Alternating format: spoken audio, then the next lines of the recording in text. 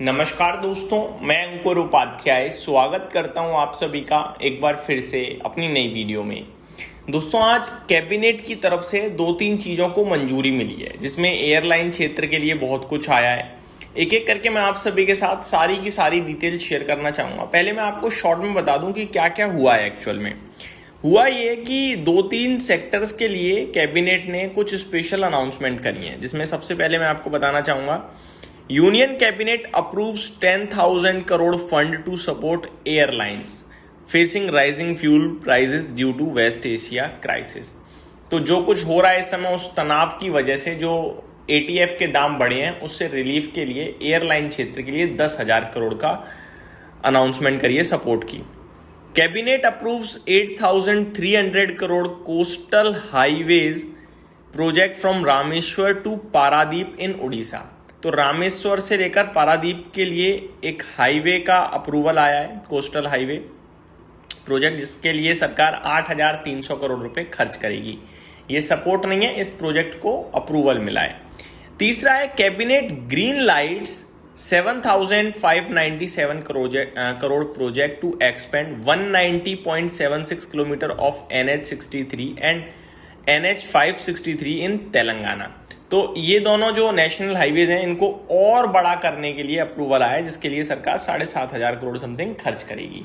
तो ये 3 बड़े अप्रूवल आए हैं। अब इससे किसे फायदा होगा, स्टॉक स्पेसिफिक बात करता हूँ। देखो, एयरलाइन का तो ऑब्वियस है, एयरलाइन क्षेत्र को ही होगा। अब ऐसा तो है नहीं सरकार जाएगी और एयरलाइन कंपनी को पैसा दे देगी, लो मौज लो, तुम्हारा नुकसान हो गया ना, हम कर रहे हैं भरपाई। ऐसा तो होता नहीं है। होगा क्या, वो मैं आपके साथ शेयर करना चाहूँगा। फ्यूल महंगा होने से एयरलाइंस की प्रॉफिटेबिलिटी पर प्रेशर आता है।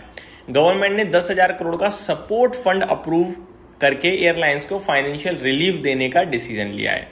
इससे क्या होगा, 3 स्टॉक हैं, Indigo, spice jet, air India, जो अनलिस्टेड है।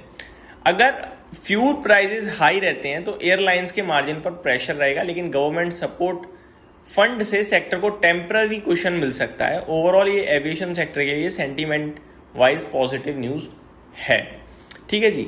अगर मैं बात करूं कि कैसे फायदा होगा, वो मैं आपके साथ शेयर करूं, तो फिर सरकार डायरेक्ट पैसा नहीं देती है, लेकिन इससे क्या है कि कभी कभार फ्यूल कॉस्ट प्रेशर एब्जॉर्ब करने के लिए मदद मिल सकती है। कभी कभार सरकार लो इंटरेस्ट पे इन्हें लोन दे देती है, कभी कभार लोन देने के लिए बैंकों से बोल देती है तो इजीली लोन मिल जाता है। ठीक है, कभी कभार फी वेवर भी हो जाता है, जैसे कि एयरपोर्ट चार्जेस हैं, नेविगेशन फीस हैं, पार्किंग फीस हैं, इन सारी फीसों में कुछ छूट मिल जाए या कम फीस ली जाए। इस तरीके से बेनिफिट दे दिए जाते हैं ताकि उनका पैसा कहीं और से बच सके, ना कि सरकार पैसा दे देगी। ठीक है जी। तो ये कुछ रिलीफ हैं, इनडायरेक्ट रिलीफ होते हैं जो मिल सकते हैं।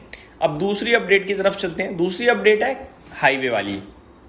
कैबिनेट ने 8,300 करोड़ का कोस्टल हाईवे प्रोजेक्ट अप्रूव किया है, जो उड़ीसा के कोस्ट पर रामेश्वरम एरिया से लेकर पारादीप तक कनेक्टिविटी इंप्रूव करेगा। इस प्रोजेक्ट से क्या होगा, कोस्टल एरियाज में रोड कनेक्टिविटी बेटर होगी, पोर्ट्स, टूरिज्म और लॉजिस्टिक को बूस्ट मिलेगा, फ्रेट मूवमेंट फास्टर और चीपर हो सकता है, कोस्टल डिस्ट्रिक्ट्स में इकोनॉमिक एक्टिविटी और जॉब्स बढ़ सकती हैं, डिजास्टर मैनेजमेंट यानी साइक्लोन और फ्लड्स के दौरान एवेक्यूशन और रिलीफ ऑपरेशन में मदद मिलेगी।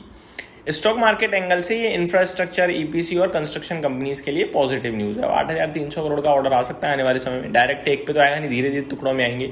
तो फायदा हो सकता है L&T उठाए, KNR construction, Ashoka Buildcon, IRB infra या HG इंफ्रा, PNC इंफ्रा भी हो सकता है। तो ये कुछ स्टॉक्स हैं यहाँ पे नाम लिखा हुआ है।